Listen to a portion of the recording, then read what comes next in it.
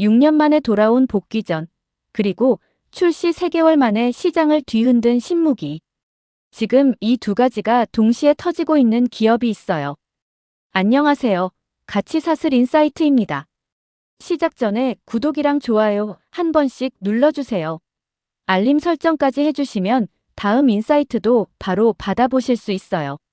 오늘은 프로젝트 한바메리, 한스 바이오메드 이야기를 해볼게요. 셀르디엠이라는 HADM 필러로 시장을 흔들고 있고 6년 만에 인공유방 보형물 바운스로 복귀전을 준비하고 있는 기업이에요. 먼저 한스 바이오메드가 어떤 회사인지 알아볼게요. 이 회사, 기본적으로는 인체 조직 이식제를 만드는 회사예요. 사람의 피부와 뼈를 기증받아서 이식제로 가공하는 사업이에요. 국내에서는 꽤 오래된 전문 기업입니다. 그런데 여기서 확장이 이뤄졌어요. 크게 4가지 사업이 있어요. 첫 번째는 인체 조직 이식제입니다. 피부뼈 이식제가 핵심 기반이에요. 2012년에 미국 조직은행 연합회인 AATB 인증을 아시아 최초로 받은 기술력을 가진 회사예요. 두 번째가 지금 가장 핵심인 셀르디엠이에요. HADM, 즉 무세포 동종 진피 스킨 부스터인데요. 2025년 9월에 출시했어요. 세 번째가 바운스예요. 실리콘 기반 인공 유방 보형물인데 6년 전에 시장에서 사라졌다가 2025년 9월에 식약처 허가를 다시 받았어요. 네 번째는 민트리프트를 포함한 의료기기와 리프팅실 사업이에요. 셀르디엠 이야기를 해볼게요. HADM 필러, 이미 지난 영상에서 말씀드렸죠? LNC 바이오의 리투오랑 같은 종류예요. 사람 진피층에서 세포를 제거하고 콜라겐 매트릭스만 남긴 소재로 만든 차세대 필러예요. 기존 히알루론산 필러보다 자연스럽고 지속력도 좋아요. 셀르디엠은 2025년 9월에 출시해서 3개월 만에 5억 매출을 달성했어요. 처음 치고는 상당히 빠른 속도예요. 그리고 28기, 즉 2026년 9월 결산 기준으로 268억 원 매출이 전망돼요. 27기 대비 5252% 성장이에요. 숫자를 잘못 본 게 아니에요. 5252% 맞습니다. 29기에는 485억 원까지 성장이 예상돼요. 생산 능력도 빠르게 늘리고 있어요. 2026년 1월 기준으로 한 달에 1만 3천 개였는데 3월에 2만 2천 개, 4월 2교대 가동 시 5만 5천 개, 9월에는 8만 개까지 늘릴 계획이에요. 여기에 2026년 1월에는 일본 공급 계약도 체결했어요. 국내에서만 성장하는 게 아니라 글로벌 확장까지 시작한 겁니다. 숫자로 정리해 볼게요. 이 회사, 사실 2025년에 영업이익이 마이너스 259억 원이었어요. 셀르디엠 출시 준비, 바운스 복귀 준비, 여기에 소송 비용까지 일시에 터지면서 손실이 컸습니다. 그런데 2026년에는 매출 1,343억 원, 영업이익 124억 원으로 흑자 전환이 전망돼요. 영업이익률이 마이너스 28.8%에서 9.2%로 V자 반등이에요.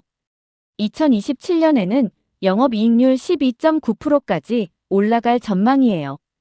V자 반등의 핵심은 셀르디엠의 고마진 구조예요. 매출 총이익률이 63.5% 수준이에요. 생산이 늘어날수록 이익이 빠르게 늘어나는 구조입니다. 자, 이제 밸류체인 이야기를 해볼게요. 한스 바이오메드가 성장하면 어떤 기업들이 수혜를 받을까요? 크게 4방향으로 나뉘어요. 원재료와 소재를 공급하는 기업들, 생산 인프라 기업들, 에스테틱 의원 유통 채널, 그리고 해외 유통 파트너사들이에요. 셀르디엠이 성장하면 피부 재생 원료 소재 시장이 함께 커지고 에스테틱 클리닉에서 사용하는 의료기기 수요도 함께 늘어나요. 바운스가 성장하면 실리콘 원료 수요가 직접적으로 늘어납니다. 첫 번째 밸류체인을 볼게요. 별 3개, 최직접 수혜주부터요. 파마리서치는 리쥬란이라는 폴리뉴클레오타이드 원료로 유명한 회사예요.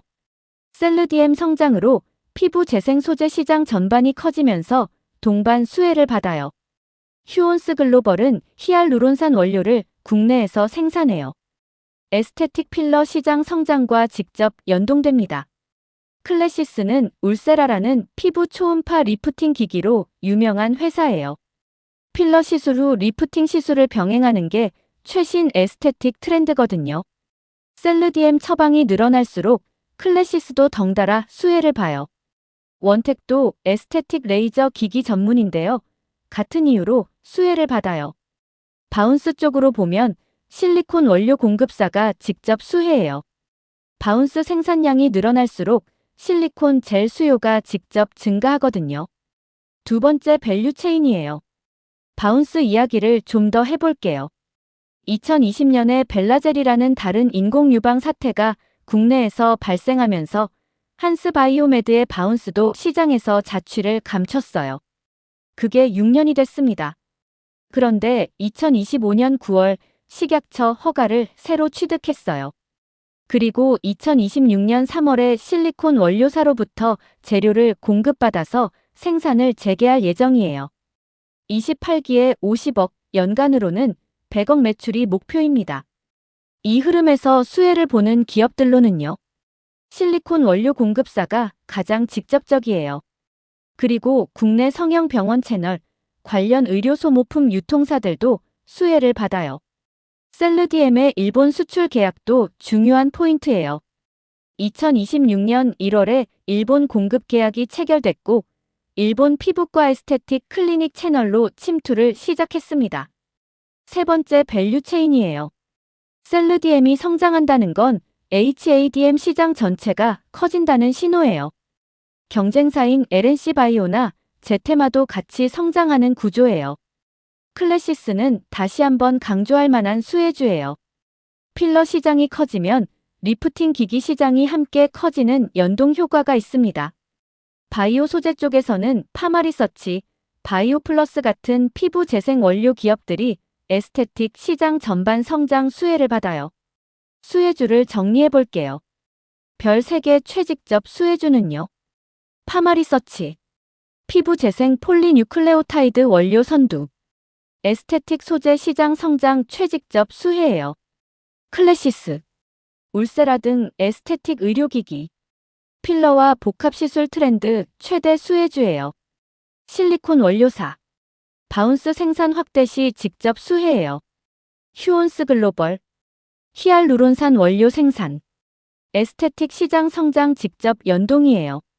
별 2개 직접 수혜로는 원텍, LNC 바이오, 바이오플러스, 메디톡스가 있어요. 투자 포인트와 리스크 같이 짚어볼게요. 핵심 투자 포인트 4가지예요.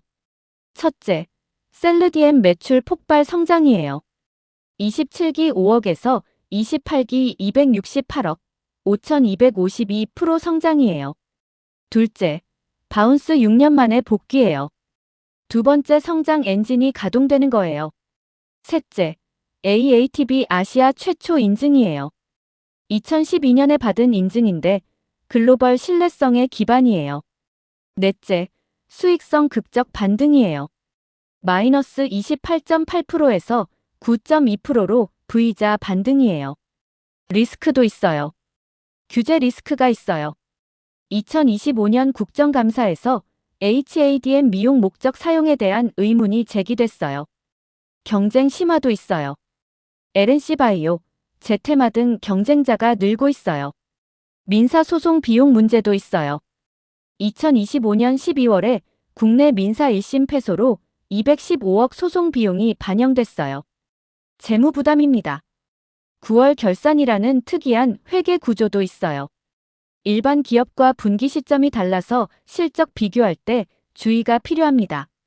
자, 오늘 한스바이오메드와 밸류체인을 정리해봤는데요.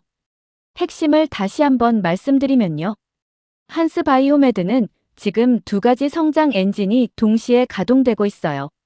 첫 번째는 셀르디엠. 출시 3개월 만에 5억, 28기 268억 전망. CAPA 증설 속도가 성장 속도를 결정해요. 두 번째는 바운스.